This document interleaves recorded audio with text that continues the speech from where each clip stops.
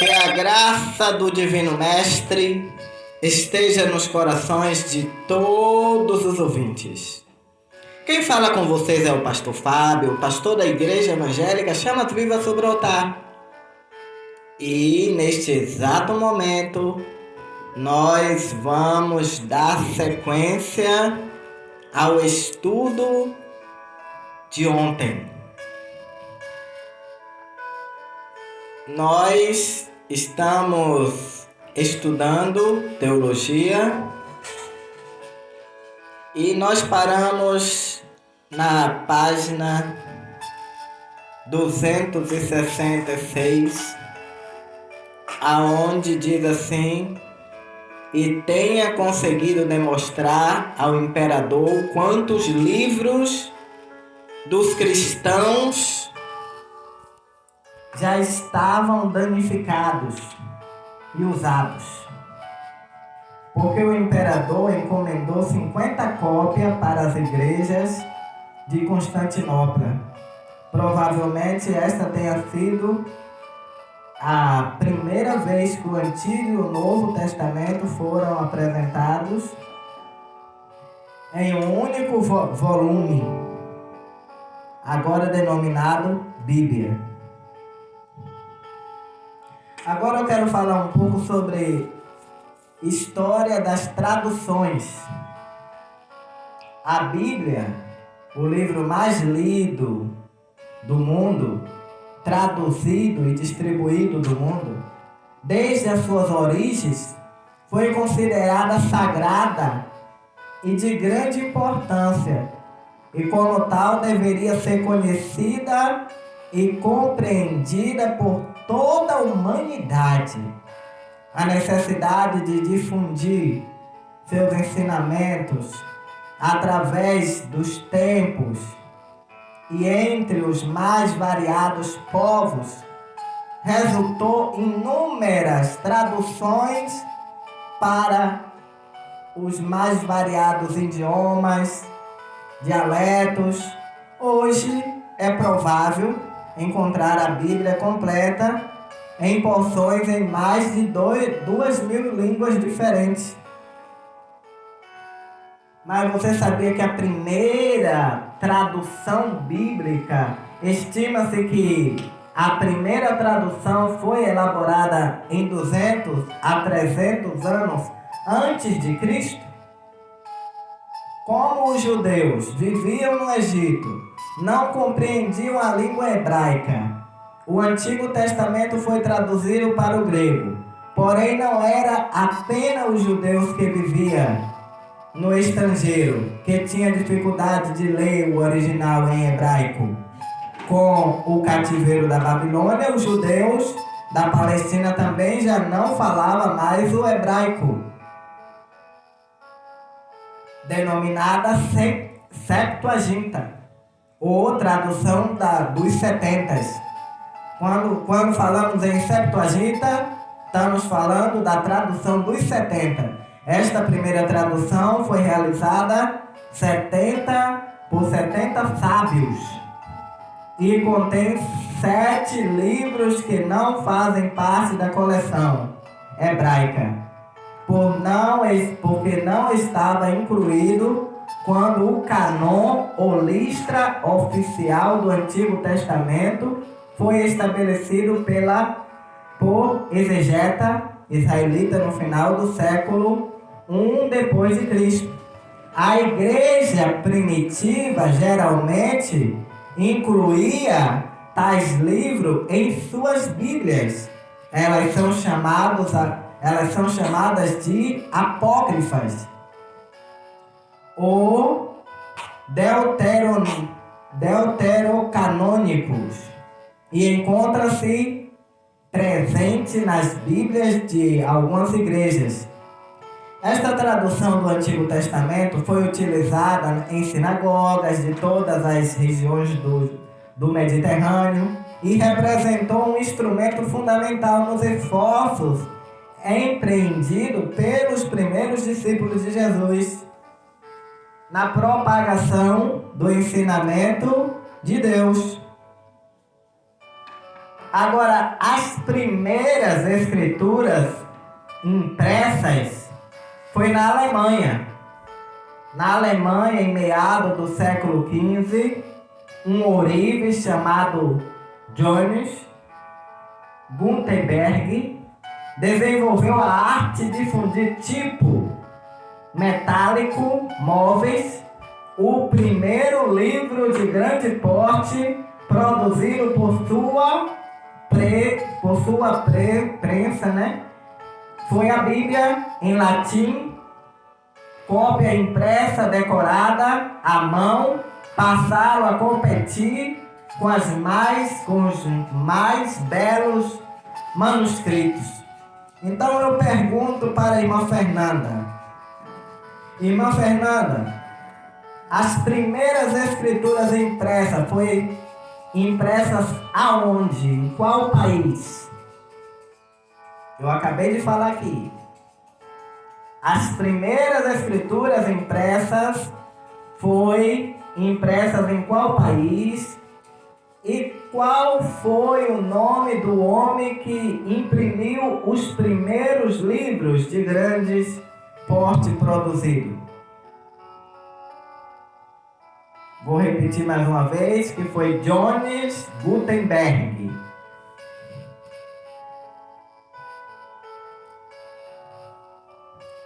Esta nova arte foi utilizada para imprimir Bíblias em 6 línguas. Antes de 1500, alemão, italiano, francês, tcheco, holandês, catalão, em outras 6 línguas até o meado do século XVI. Espanhol, dinamarquês, inglês, sueco, húngaro, islandês, polonês e finlandês.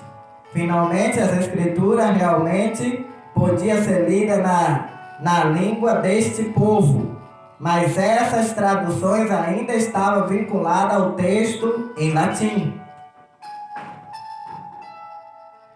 No início do século XVI, manuscritos de texto em grego e hebraico, preservado nas igrejas orientais, começaram a chegar à Europa Ocidental.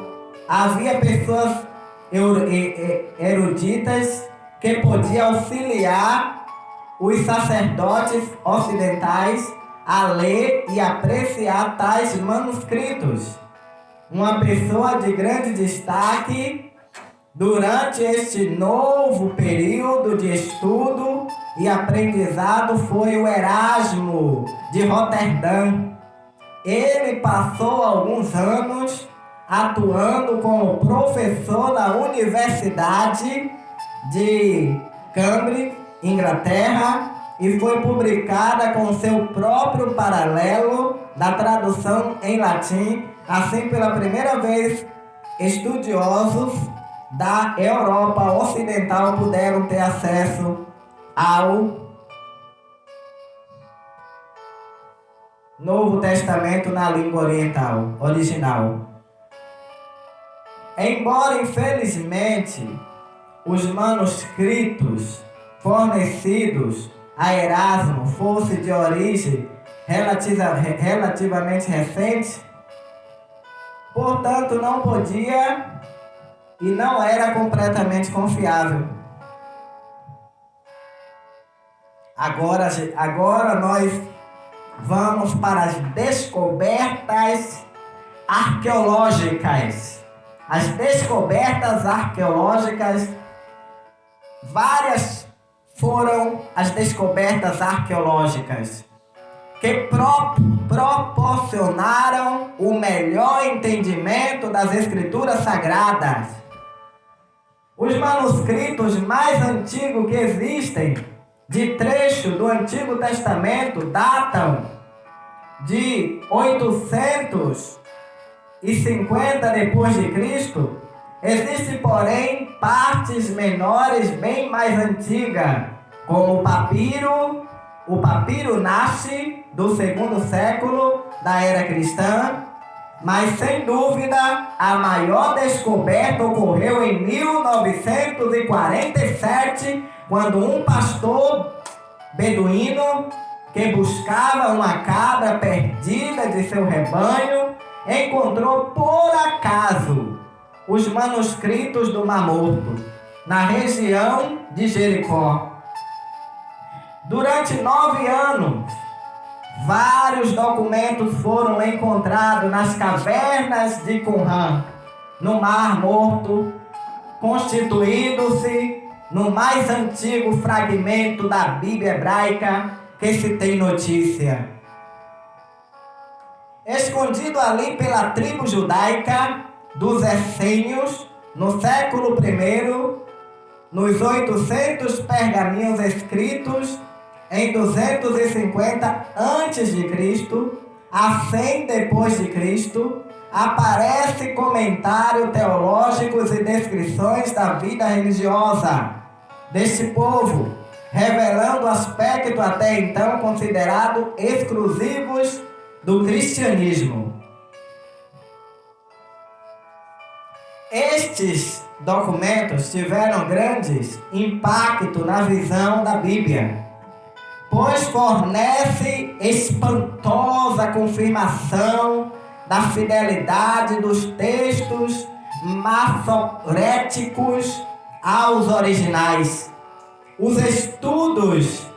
estudo da cerâmica, dos jarros e a datação por carbono 14 estabelece que os documentos foram produzidos entre 168 a.C. a 233 depois de Cristo. Destaca-se entre os documentos uma cópia quase completa do livro de Isaías, feita cerca de 100 anos antes do nascimento de Cristo. Especialistas comparam o texto dessa cópia com o texto padrão do Antigo Testamento hebraico, o manuscrito chamado de Codex de Era Mínima. Outros manuscritos também foram encontrados nesse mesmo local, como do profeta Isaías, fragmento de um texto do profeta Samuel, texto dos profetas menores, parte do livro de Levítico e um Targum parafrase de Jó. As descobertas arqueológicas, como a dos manuscritos do Mar Morto, é outra mais recente e contínua a fornecer novos dados às traduções, a tradutores da Bíblia. Elas têm ajudado a resolver várias questões a respeito da palavra, e temos o hebraico, o grego, cujo sentido não era absolutamente claro. Antes disso, os tradutores se baseavam em manuscritos mais novos, ou seja, cópias produzidas em datas mais distantes da origem do texto hebraico. É isso aí, meus amados e queridos irmãos. Nós acabamos de encerrar a aula, foram 2 aulas, e agora nós estamos entrando na aula 11, o Antigo Testamento. Aula 11, o Antigo Testamento. Vamos lá? Nós vamos saber agora a divisão do Antigo Testamento, a preparação, a ordem numérica, a descrita, não cronológica. Nós vamos estar sabendo agora da lei do Pentateuco, os 5 livros fundamentais, que são o fundamento, chegada de Cristo. Nós vamos saber agora sobre primeiro Gênesis, que significa a origem do pecado, Jesus, o descendente da mulher, Moisés, o autor, Nós vamos saber agora sobre 1450 a 140 a.C., que fala do pecado, da doutrina de Deus, da civilização, das nações de Israel, da origem do homem, da redenção prometida. Nós estaremos estudando sobre tudo isso. Então vamos lá. Êxodo. Êxodo, a palavra êxodo significa saída. Êxodo significa saída. Ou seja, saída significa libertação, promessa. Então, já está se referindo já a Jesus Cristo, o Cordeiro Pascual. Autor de Êxodo é Moisés. Ele escreveu provavelmente em 1450 a 1410 a.C. Fala da libertação do Egito, a entrega da lei, a revelação de Deus no maná, nos 10 mandamentos, no tabernáculo. Levítico. O que significa a palavra Levítico? Levítico já tem um significado de leis. Quando você estiver lendo Levítico, você está sabendo que você está lendo o livro das leis. Leis é o significado da palavra Levítico.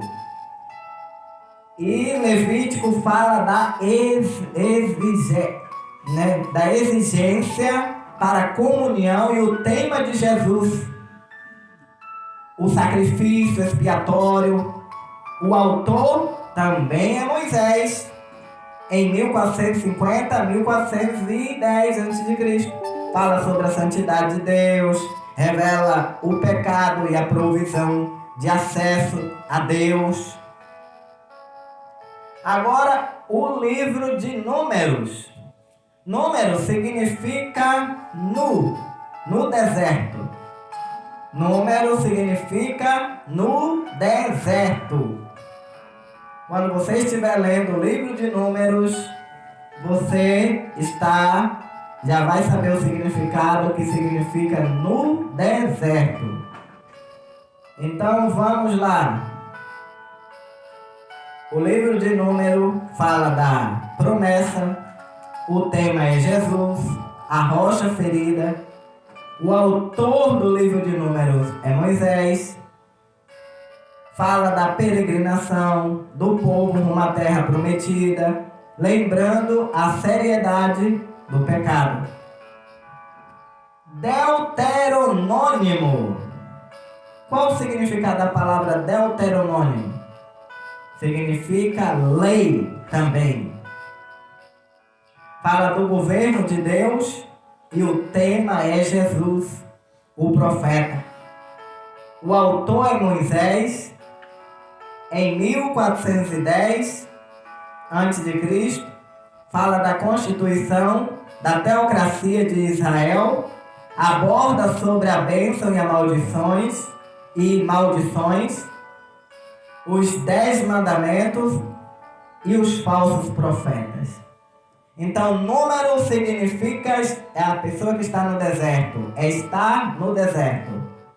Deuteronômio significa lei. Levítico significa lei.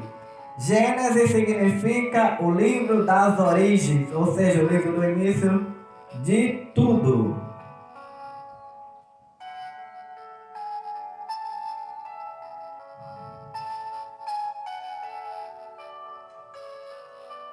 Agora vamos para poesias.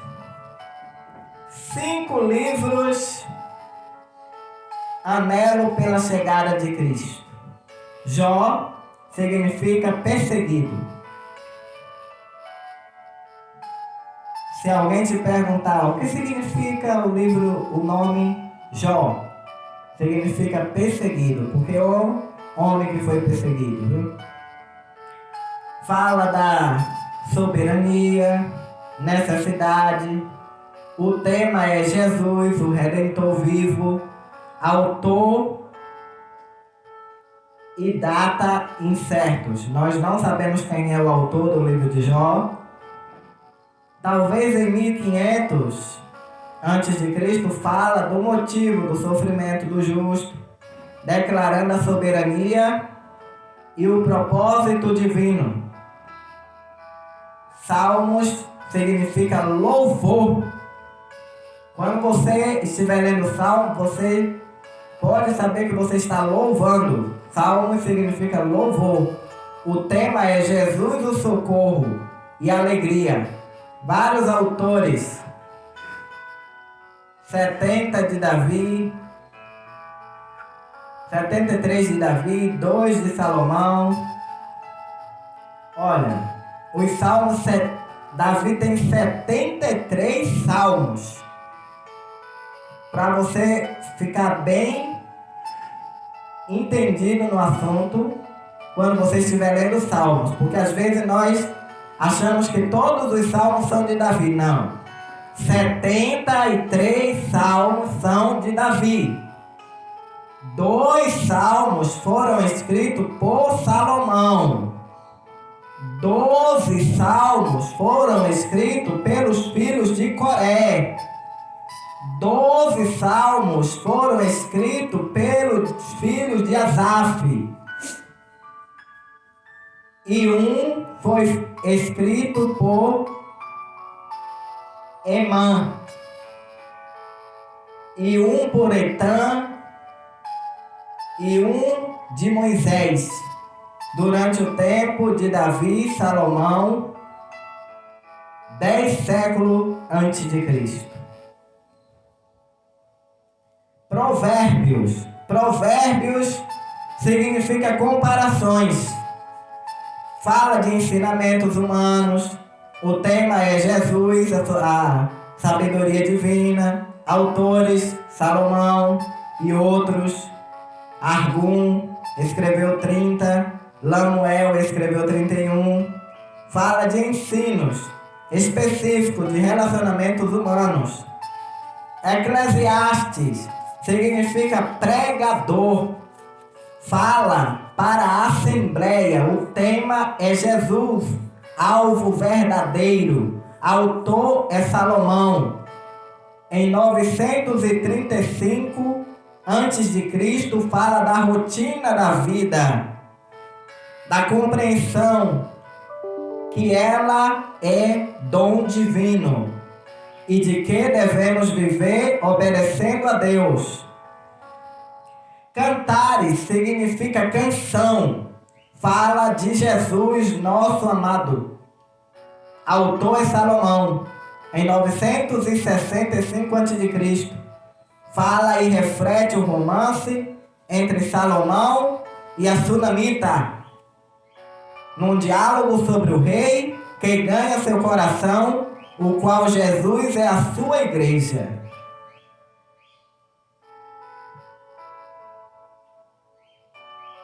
História dos 12 livros, preparação para a chegada de Cristo. Josué significa Iavé, ou seja, Iavé e salvação. Josué significa Iavé e salvação. Fala da fidelidade e herança. O tema é Jesus, o capitão dos exércitos do Senhor. Autor é Josué, com escritos de Eleazar, profeta. O seu filho em 1400 a 1370 a.C. fala da fidelidade divina em conceder Canaã a Israel. A importância da lei e da santidade de Deus ao julgar os pecados dos cananeus. Juízes significa governante. O livro de Juízes significa governante. Fala de obediência, fala da paz. O tema é Jesus libertador. Autor anônimo. Talvez Samuel, após a sua morte, a morte de Sansão, em 1050 a 1000 a.C., fala da conquista da Palestina, monarquia, fidelidade, perdão de Deus. Ruth significa amizade, fala de fé para todas as pessoas. O tema é Jesus, o parente divino, autor desconhecido. Talvez Samuel, em 1000 a.C., fala da fidelidade em meio à idolatria, e fidelidade, soberania e cuidado de Deus, que é o resgatador. 1 Samuel significa chamado ao avivamento. Chamado ao avivamento. 1 Samuel é chamado ao avivamento. Fala de pecado, santidade. O autor é Samuel e outros, em 930. E diante da fala de Samuel, Saul e Davi e os efeitos do pecado, a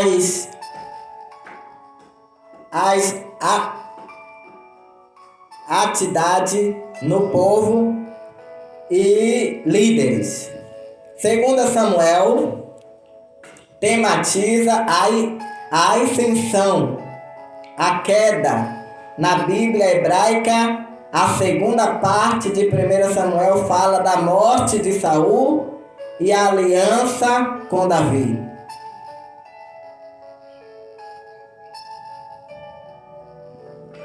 Reis e Segundas Reis tematiza a história dos reinos de Judá e Israel, desde Salomão ao cativeiro babilônico. Fala da fidelidade, da sabedoria. Autor é Jeremias, em 550 a.C., valendo-se de fontes históricas, descreve o templo até Elias. Segundas Reis tematiza o declínio do cativeiro. Na Bíblia hebraica é parte de Primeiras Reis e descreve o cativeiro babilônico até Eliseu. Primeiras Crônicas significa negócios, fala de aliança, de oração, de louvor, de genealogia. Autor é Esdras, 450 a 425 a.C. Em Reis, em Crônicas, Jesus é o rei prometido, declara a aliança, a oração e o louvor de Davi, herança, bênção e pacto. Crônica fala do cativeiro, templo. Na Bíblia hebraica é parte de Primeiras Crônicas, fala de Salomão e Zedequias. E a permissão para construir o templo inclui a oração de Salomão, pedindo sabedoria até a duração do cativeiro. Esdras significa ajuda. Esdras era sacerdote e escriba, que trabalhou com Neemias na volta do povo de Israel da Babilônia e na restauração do culto a Javé na terra prometida. Fala do cumprimento das promessas de restauração. O autor é Esdras. Primeiro voltaram 50.000 pessoas com Artaxerxes e depois com Esdras. Neemias significa Javé, conforta, ou seja, aquele que conforta. Fala de restauração, completa história de restauração do povo da qual voltou da Babilônia sob a liderança de Esdras. Marca o início das 7 semanas de Daniel. Autor é Neemias. A soberania Esté significa estrela. A palavra Esté significa estrela. fala da soberania e providência. Jesus é o advogado, o autor é incerto, mas certamente judeu. Explica a liberdade de Deus, a festa de Purim, e mostra o controle divino nos acontecimentos. Vou deixar aqui uma pergunta para a missionária Leide. Missionária Leide, qual o significado da palavra Esther? O nome da sua filha, nome da sua filha, e eu acabei de falar aqui, se a irmã não prestou atenção, aí a irmã volta de novo, ouve de novo e vai aprender que o nome que a irmã foi bem-aventurada em colocar esse nome na sua filha. Profetas, 17 livros. Certeza da chegada de Cristo. Existem profetas maiores pela quantidade de escritos. 5 livros, Jesus é o Messias prometido. 23, Isaías, significa Javé salvou. Fala da redenção do Messias. Autor, Isaías, em 740, atacou a apostasia. Jeremias significa Javé é elevado. Fala da advertência ao pecado e a promessa do juízo. Autor é Jeremias, em 627 a 585 a.C. Fala da severa mensagem de julgamento, onde Nabucodonosor conquistou novamente Jerusalém. Lamentações significa choro em voz alta. 5 poemas melancólicos de lamentação pela destruição de Jerusalém pelos caldeus. Autor é Jeremias. O livro lembra o fato em que Jesus sentia por Jerusalém. Ezequiel significa Javé fortalece, Deus fortalece. Fala da restauração futura, relembrando aos exilados sobre os pecados que havia trazido sobre eles juízos divinos, assegurando a bênção futura. Autor Ezequiel. O livro de Daniel significa Deus é meu juiz.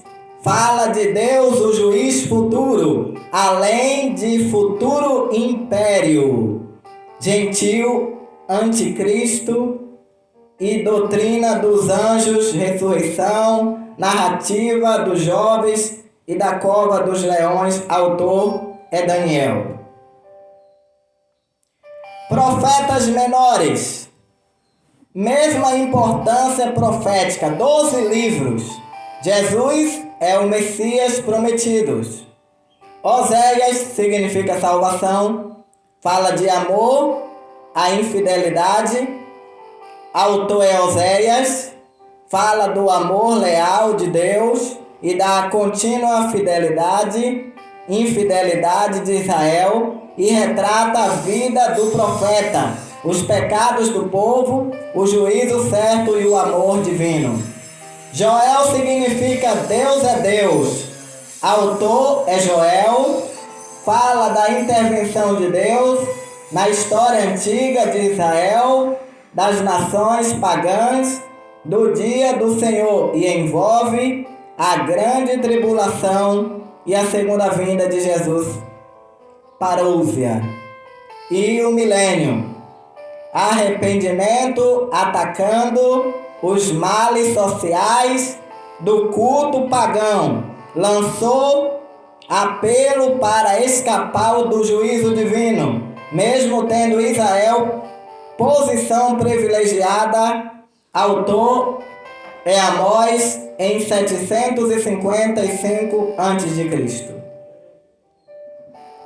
É isso aí, meus queridos. Nós vamos parar nesta aula para não ficar muito longa, mas eu quero dizer para você de que nós vamos parar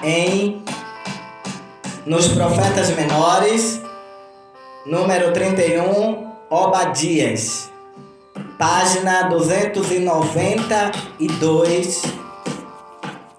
Nós vamos estar orando agora.